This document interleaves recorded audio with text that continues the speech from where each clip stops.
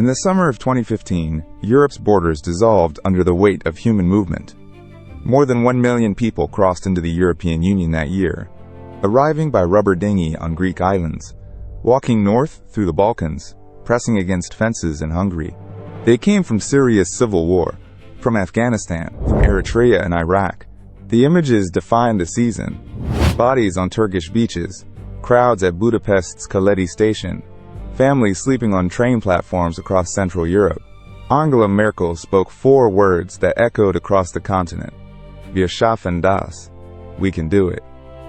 Germany opened its doors and hundreds of thousands walked through them. But the German welcome created a mechanical problem. If some states accepted everyone, others would have to share the burden. The Dublin regulation, which assigned responsibility to the country of first arrival, had collapsed under the sheer volume. Greece and Italy could not process the numbers. Brussels searched for a solution and found one word that would divide Europe for a decade: redistribution.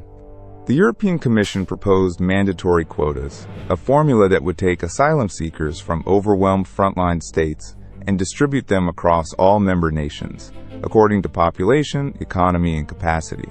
Each country would receive an assigned number. Compliance would not be voluntary. Solidarity, Brussels insisted, was an obligation, not a choice. For most of Western Europe, this was the logical answer, a shared response to a shared crisis. But in Warsaw, the calculation was different. Poland had taken in almost no one from the Mediterranean routes. It was not a destination country. And in October 2015, the political ground was shifting. A national election was weeks away, one that would replace a pro-Brussels government, with a party built on sovereignty and suspicion of external control. The stage was being set for a confrontation nobody in Brussels fully anticipated. Poland, a nation of 38 million, would refuse an order from the institution it had joined only 11 years earlier. The refusal would begin quietly, in the language of law and process. It would end by reshaping the entire continent. But first came the numbers, the quotas, and the legal war that Warsaw was preparing to fight.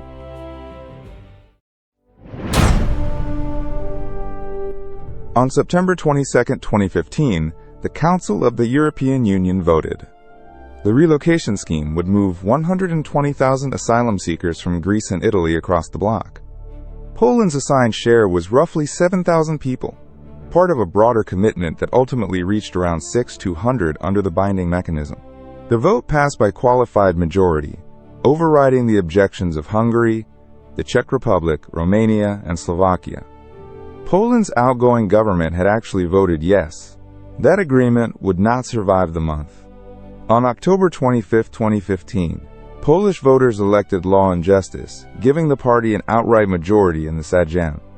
Beata Szydło became prime minister, and the new government inherited a commitment it had campaigned against. Within weeks, the tone from Warsaw hardened. When terrorist attacks struck Paris in November 2015, killing 130 people, Polish officials linked the atrocities directly to the migration flows. The incoming European Affairs Minister declared that Poland saw no political possibility of implementing the relocation decision. The refusal became formal. Poland accepted almost none of its assigned quota. The confrontation moved into the courtrooms. In December 2017, the European Commission launched infringement proceedings against Poland, Hungary, and the Czech Republic for failing to comply. The case traveled to the European Court of Justice in Luxembourg. Poland argued that the quota system threatened public order and internal security, invoking Article 72 of the Treaty on the Functioning of the European Union. Warsaw contended that no member state could be forced to admit people it judged a risk. The legal machinery ground forward for years. In April 2020, the court delivered its verdict. Poland, Hungary, and the Czech Republic had broken European law by refusing the relocations. The ruling was unambiguous, but it was also by then largely symbolic. The relocation scheme had expired in 2017. The migrants it was meant to move had long since been processed elsewhere. Poland had lost the case and won the outcome. It paid no accepted quota. The precedent was set. A member state could defy Brussels on migration and absorb the legal consequences without changing course. Behind the courtroom battle lay a deeper question that Warsaw's leaders were eager to answer. Why had Poland said no at all?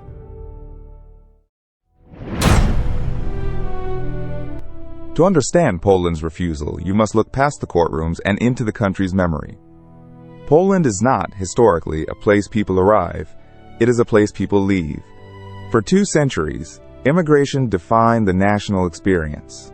After the partitions of the 18th century erased Poland from the map, waves of Poles scattered to the Americas, to France, to Britain. In the 20th century, war, occupation, and communism drove millions more abroad.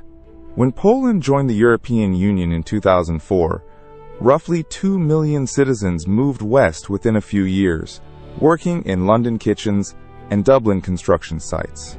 This was a nation of departures, not destinations. Its leaders framed the quota system through that lens. Poland, they argued, had contributed to Europe by sending workers, not by importing asylum seekers it had never invited. The second argument was sovereignty. Poland had lived under external domination for most of its modern history, controlled from Berlin, from Vienna, from Moscow. Independence, regained in 1918, lost, regained again in 1989, was not abstract. To accept a binding quota was, in the government's framing, to let Brussels dictate the composition of Polish society. Jaroslaw Kaczynski, the leader of Law and Justice, spoke of migrants as carriers of disease and cultural threat, language that alarmed Western capitals but resonated with a domestic audience. The third argument was security. Poland's leaders pointed to attacks in Paris, Brussels, Nice, and Berlin, insisting that uncontrolled entry endangered citizens. They contrasted Poland's low crime and homogeneity with what they portrayed as the failed integration of Western suburbs. There was also faith. Poland is overwhelmingly Catholic, and the government wrapped its stance in the defense of Christian Europe against Islamic migration. Critics called this xenophobia dressed as principle. Supporters called it realism the West refused to admit. What united these strands was a conviction that a nation had the right to decide who entered it, and that no supranational body could override that right. This was the philosophy Poland carried into the next decade. It would soon be tested not by a Brussels vote, but by a deliberate assault engineered on Poland's eastern edge, where a dictator had discovered that migrants could be used as weapons.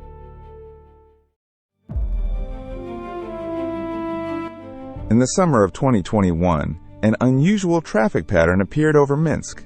Flights arrived from Baghdad, Istanbul, Damascus, and Dubai, carrying passengers who held tourist visas issued by Belarus.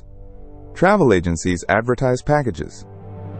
The passengers were not tourists, they were migrants, mostly from Iraq, Syria, Afghanistan, and Africa, and once they landed, Belarusian authorities moved them to the border with Poland and pushed them toward the fence.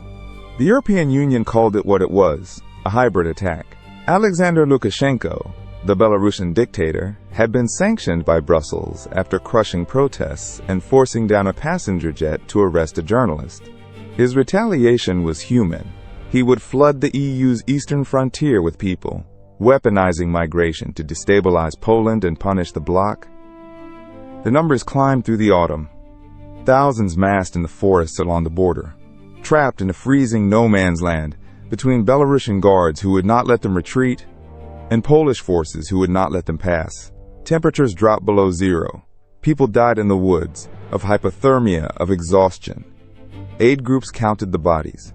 Poland's response was overwhelming and unyielding. The government declared a state of emergency along the frontier in September 2021, sealing a zone 3 kilometers deep and barring journalists and humanitarian organizations. It deployed some 15,000 soldiers to the border. Then it began to build.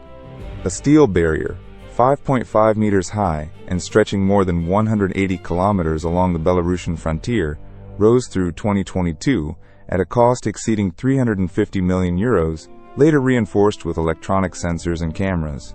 Warsaw framed the crisis as proof of everything it had argued since 2015.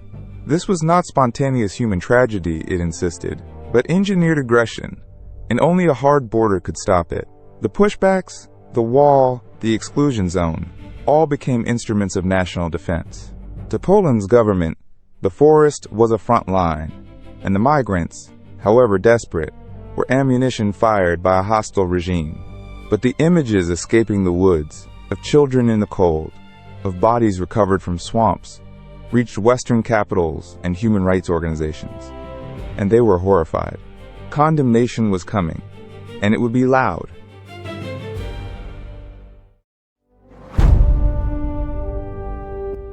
The reaction from Western Europe was swift and severe. Human rights organizations led the charge. Amnesty International documented what it called unlawful pushbacks, the practice of forcing migrants back across the border without allowing them to claim asylum, a violation of both international law and the EU's own asylum directives. Human Rights Watch published testimony of beatings of people shuttled back and forth across the frontier by both Polish and Belarusian forces, trapped in a lethal game. The exclusion zone drew particular fury. By barring journalists and aid workers from the 3-kilometer strip, Poland had, critics argued, created a space where abuses could occur without witness. Doctors and volunteers who tried to reach dying migrants described being turned away. The European Court of Human Rights issued interim measures in individual cases, ordering Poland to provide food, water, and medical care to specific groups stranded at the border. Reports emerged of these orders being ignored. The pressure came from institutions, too.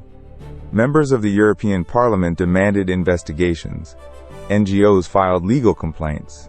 Editorials in German, French, and Scandinavian newspapers accused Warsaw of abandoning European values, of treating asylum seekers as enemy combatants. The word most often used was inhumane. Poland did not bend. The government dismissed the criticism as naivete at best and complicity at worst. Officials argued that Western critics failed to grasp the nature of the threat, that they were judging a defensive war by the standards of peacetime. Lukashenko, Warsaw insisted, wanted exactly this reaction, wanted Europe to tear itself apart over its own principles while he pushed more people at the wire. To open the border, to process every arrival, would reward the aggressor and invite an unlimited flow. Poland positioned itself as the shield of the entire Union, absorbing the blow so that Berlin and Paris did not have to. There was a bitter irony in it. The same Western governments condemning Poland's methods depended on that border holding. And beneath the moral outrage, something was shifting. Migration numbers were rising again across the Mediterranean and the Balkans. Public patience in the West was thinning.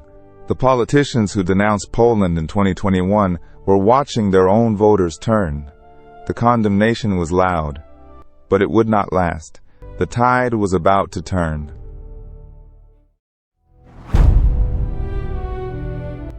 By the summer of 2023, the numbers told a story Brussels could no longer ignore. Irregular crossings into the European Union surged past 380,000, the highest total since the crisis of 2015. Boats kept landing on Lampedusa, where in a single week in September, more than 500 people arrived on an island of roughly 6,000 residents. The images that once mobilized sympathy now mobilized anxiety. In Germany, the country that had welcomed 1 million asylum seekers under Angela Merkel's open door, the political ground shifted beneath the establishment. The Alternative für Deutschland climbed past 20% in national polling, forcing mainstream parties to respond or surrender the issue. Chancellor Olaf Scholz, once a symbol of continuity, told Der Spiegel that Germany must deport people on a large scale. In France, Emmanuel Macron pushed an immigration bill through Parliament in December 2023, with support from Marine Le Pen's bloc, tightening residency rules and welfare access. In Italy, Giorgia Meloni struck a deal with Albania to process asylum claims outside EU territory, a concept unthinkable a decade earlier. Sweden, long a humanitarian beacon, recorded a net emigration of foreign-born residents for the first time in 50 years. The vocabulary changed everywhere.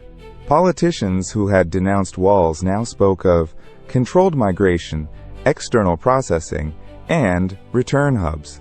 Public opinion hardened in tandem. Eurobarometer surveys showed immigration ranked among the top 2 concerns of EU citizens, ahead of the economy in several member states. What Warsaw had argued in 2015 as an outlier position was becoming the continent's center of gravity. Leaders who had lectured Poland about solidarity began quietly adopting the enforcement tools Poland had championed: fences, detention, accelerated deportations. The moral certainty that had defined Western Europe's response to the crisis was dissolving into pragmatism, and behind the pragmatism, fear. The reversal was not announced in a single speech or summit. It accumulated, election by election, poll by poll, until the ideological map of Europe looked unrecognizable from just 3 years before. And as capitals scrambled to catch up with their own voters, the European Union prepared to codify this new reality into law, a sweeping pact that would test whether solidarity itself could survive the turn.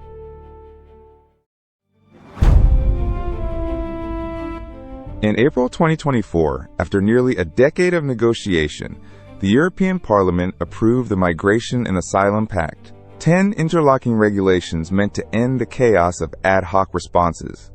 On paper, it preserved the principle Poland had fought since 2015, mandatory solidarity.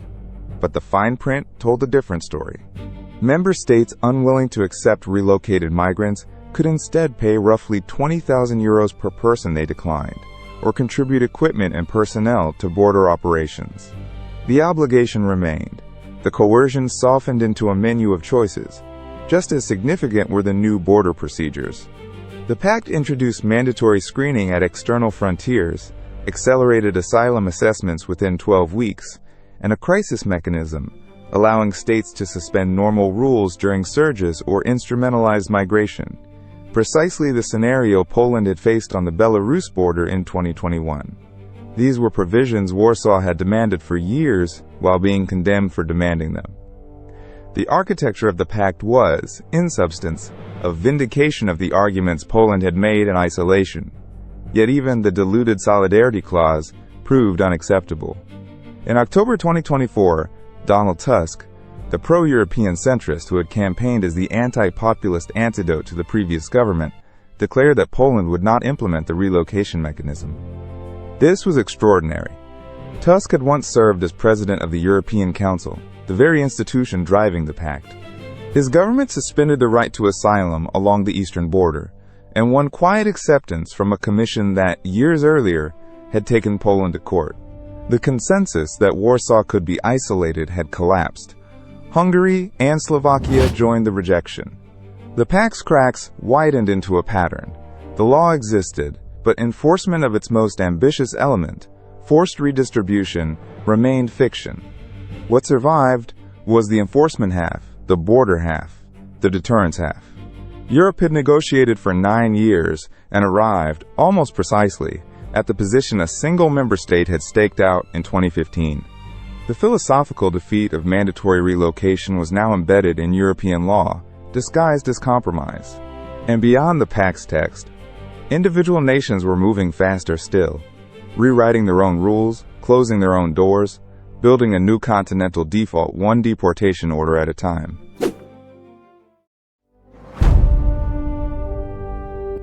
The transformation accelerated through 2024 and into 2025, spreading to the very countries that had once defined Europe's humanitarian conscience. Denmark, governed by Social Democrats, had already pioneered the model, stripping residency permits, declaring parts of Syria safe for return, and openly aiming for zero asylum seekers. Copenhagen's left-wing government proved that border hardening was no longer a project of the right alone.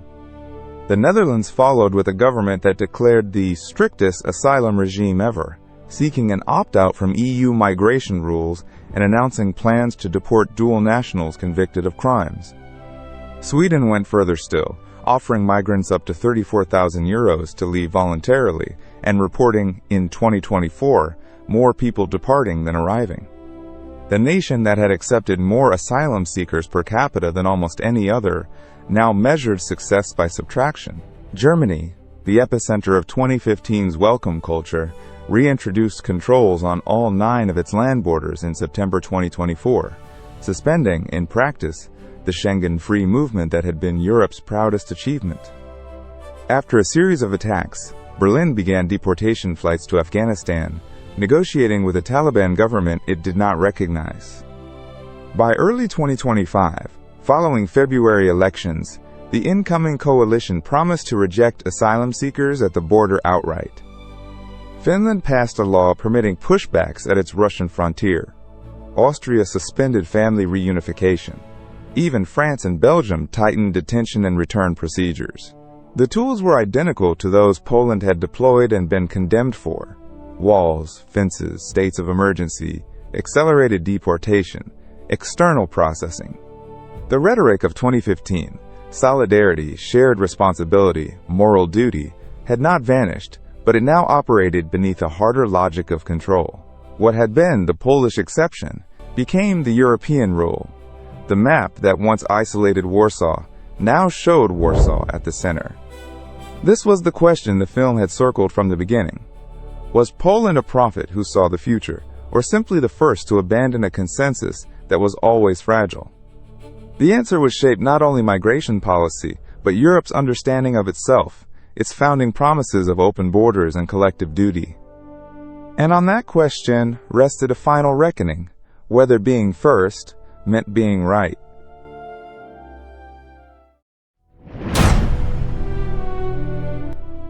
So is Poland vindicated?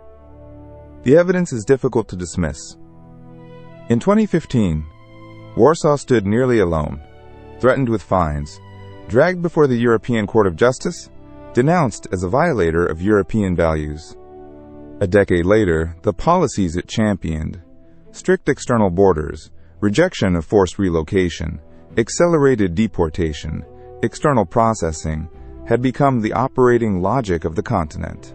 Denmark, the Netherlands, Sweden, Germany, and even the EU's own 2024 pact had absorbed the Polish position, often without acknowledging its origin. Yet vindication is not the same as being right, and the film must weigh both. Poland's defenders argue it saw clearly what others refused to admit: that unlimited open borders were politically unsustainable, that voters would punish leaders who ignored security, that the free movement dreamed of at Schengen in 1985 could not survive without control at the edges. Its critics counter that Poland did not predict the future.